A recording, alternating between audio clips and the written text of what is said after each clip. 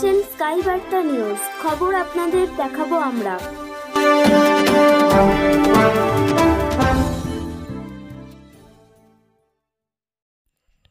শ্রীরামপুর বটতলা বিজেপির অবস্থান বিক্ষোভ। মূলত ডানকুনিতে 6টি বিজেপি কর্মী গ্রেফতারের প্রতিবাদে এই বিক্ষোভ। 7ই জানুয়ারি ডানকুনিতে পুলিশের সাথে ধস্তাধস্তিতে ব্যারিকেড ভাঙায় কয়েকজন বিজেপি কর্মীকে আটক করে পুলিশ। জাতীয় সড়ক অবরোধ করে বিক্ষোভ দেখায় বিজেপি। প্রিজন ভ্যান থেকে আটক বিজেপি কর্মীদের ছাড়িয়ে নেওয়া পুলিশের কাজে বাধা দেওয়ায় 6 জন বিজেপি কর্মীকে গ্রেফতার করে ডানকুনি থানায় আটক করেন পুলিশ। 10ই জানুয়ারি তাদের শ্রীরামপুর আদালতে পেশ করা হয়। এর প্রতিবাদে এই অবস্থান বিক্ষোভ বিজেপির।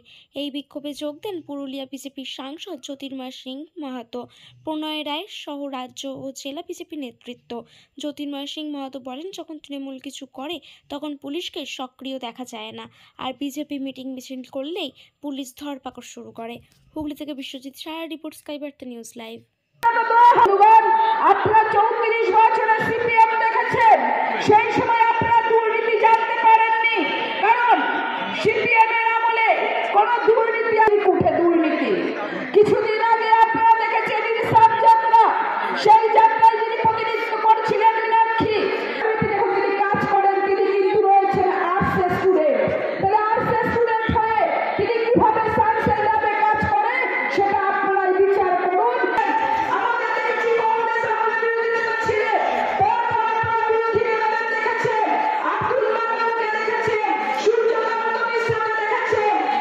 পশ্চিমবাংলাতে যে সরকার চলছে মাননীয় পুলিশ মন্ত্রীর নেতৃত্বে পুরোপুরি একদম রাবণ রাজ চলছে।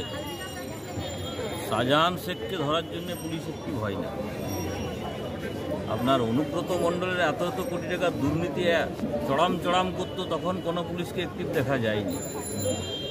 নর্থ বেঙ্গলে ধর্ষণের উপর ধর্ষণ, আদিবাসী মেয়েদের থেকে শুরু করে দলিত হরিজন যে এসটি সমাজের থেকে শুরু করে ওবিসি সমাজের থেকে শুরু করে কন্টিনিউ 8 বছরের থেকে 80 বছরের মায়েরা কেউ সুরক্ষিত নেই পশ্চিমবাংলা। তখন দেখা যায় ভারতীয় জনতা পার্টির যদি কোনো শোভাযাত্রা বের হয়, ভারতীয় জনতা পার্টির যদি কোনো মিছিল বের হয়, তখন অতি সক্রিয় দেখা যায়।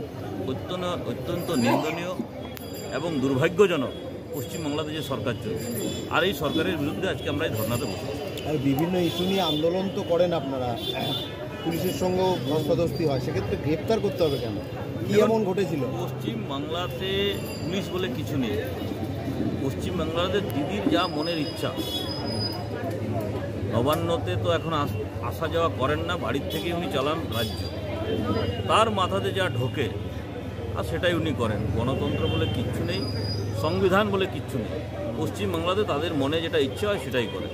এখানে একজন আধ পাগল একজন ব্যক্তিকে বসিয়েছেন, কখন সে মহামহিম উপরাষ্ট্রপতির উপরে উল্টোপাল্টা কথা বলে, কখনো সে নিজেই মায়ের আরাধনা করতে করতে এত কান্নাকাটি করতে শুরু করেন কি বালতির উপর বালতি মনে হয় জল ভর্তি হয়ে যাবে চোখের জলে।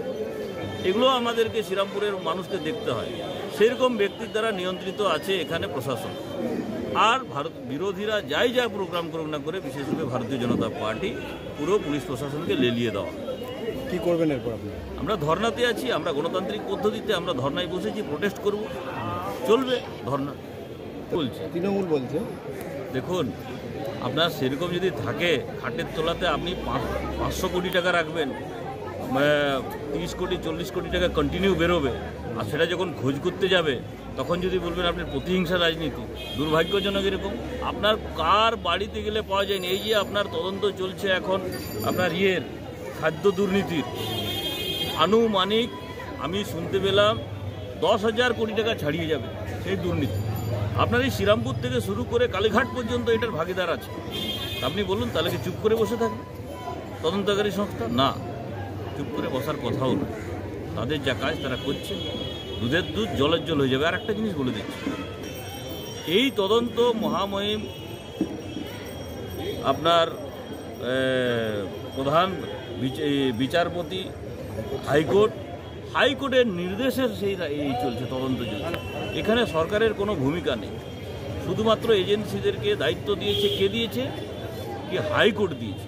তো হাইকোর্টের নির্দেশে তদন্ত চলছে। এরা রাজনীতি করার জন্য বলবে। সেগুলো কেন আপনি ভাই তদন্ত তদন্ত করুন, তদন্ত করার জন্য আপনার কাছে তদন্তকারী সংস্থা আছে। মিথ্যে মিথ্যে আপনি যদি মনে করুন করে আপনি ছবি পেশ করে দেন তাহলে চলবে। আপনি তদন্ত করুন, তদন্তে যদি দোষী সাব্যস্ত হয় যে কাউকে তো আইনের পথে চলবে। আইনের বিরুদ্ধে কেউ নেই। ভারতীয় জনতা পার্টিতে পরিষ্কার বলে দেওয়া হচ্ছে আইনের বিরুদ্ধে কেউ নেই। মিথ্যে মিথ্যে কেউ যদি ছবি দেখিয়ে আর কারোর বিরুদ্ধে যদি অভিযোগ থাকে, দুর্ভাগ্যজনক। আগে তো বাইকোর এত টাকা এলো থেকে সেটার তো আগে তদন্ত হোক ভালো করে। ৬,০০০ পাতায় জবাব দিতে হচ্ছে, কি দুর্ভাগ্যজনক। আমাদের 3টা লাইন হবে না যদি আমাদেরকে কোনো জবাব দিতে হয়, একদম মানে পুরো খালি লিখতে হবে। একটা লাইনেই শেষ হবে, 3টা লাইনও যাবে না। পশ্চিমবাংলাতে বিরোধীদেরকে জায়গা যাতে না দেওয়া যায় এটাই চেষ্টা করছে রাজ্য সরকার, কিন্তু এটা পারবে না। মানুষ আমাদের সঙ্গে শুনতে পারবো না, কারণ ওটা তো ওদের বিষয় আছে।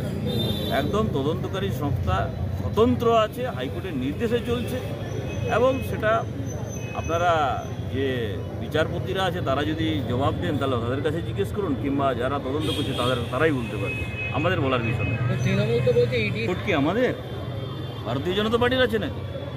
আপনারাই তো খবর করছেন কি তদন্ত যদি লেট হচ্ছে তাহলে বিচারপতি তাদেরকে একদম মানে তুলে ধরা করছেন, ফাটকারা দিচ্ছেন বলছে না। আপনাদের নিউজ চ্যানেলের মাধ্যমে আমি দেখেছি।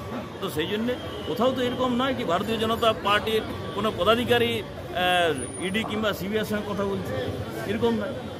আদালত নির্দেশ দিয়েছে, আদালতের নির্দেশে তদন্ত তো করবেই ওরা।